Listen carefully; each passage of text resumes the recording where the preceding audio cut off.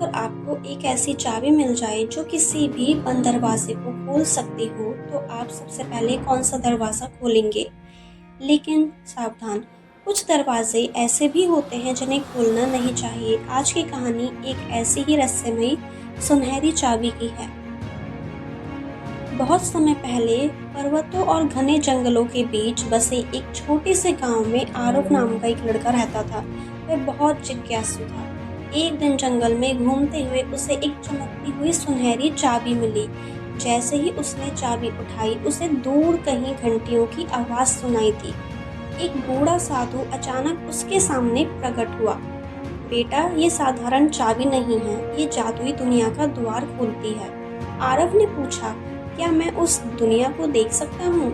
साधु मुस्कुराया, हाँ, लेकिन हर जादू की एक कीमत होती है। अगले दिन चाबी उसे जंगल के सबसे पुराने पेड़ तक ले गई। पेड़ के तने में एक छेद था। जैसे ही चाबी घुमाई गई, एक विशाल चमकदार दरवाजा खुल गया।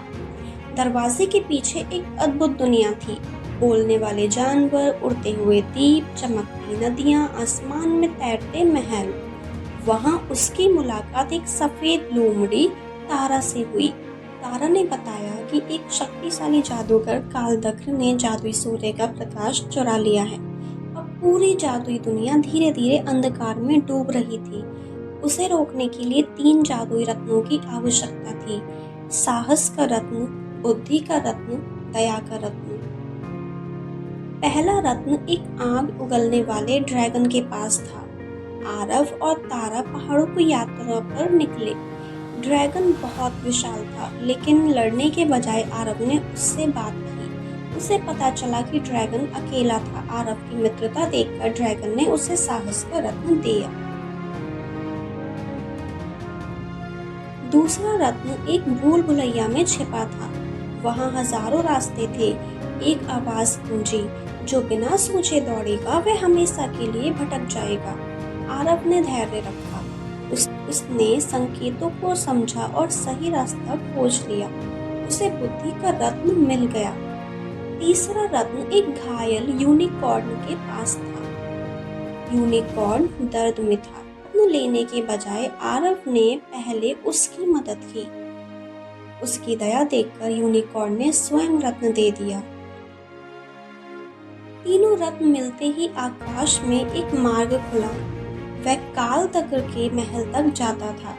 महल काले बादलों के बीच तैर रहा था। रास्ते में छाया राक्षस, जादुई तूफान, भ्रम पैदा करने वाले दर्पण उनका इंतजार कर रहे थे।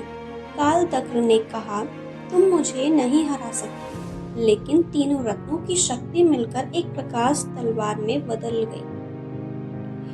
युद्ध शुरू हुआ। पूरा आकाश चमकने लगा। अंत में आरव ने समझा कि कालदक्र बुरा नहीं था। वह कभी इस दुनिया का रक्षक था जिसे लोगों ने भुला दिया था। आरव ने उससे लड़ने के बजाय उसकी पीड़ा समझी। ऐसे ही आरव ने उसे क्षमा किया। कालदक्र का अंधेरा जादू टूट गया। जब हुआ जादुई सूर्य वापस आ गया, पूरी दुनिया रोशनी से भर गई। पक्षी गाने लगे, नदियां चमकने लगी और सभी ने आरव को नायक घोषित किया। साधु फिर प्रकट हुआ। तुमने सबसे शक्तिशाली जादू सीख लिया है। कौन सा? आरव ने पूछा। साधु मुस्कुराया, साहस, बुद्धि और दया का जादू।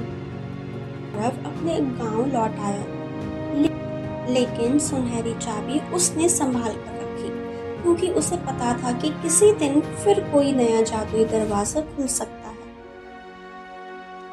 इस कहानी की सीख, सच्ची शक्ति ताकत में नहीं बल्कि साहस, बुद्धि और दया में होती है।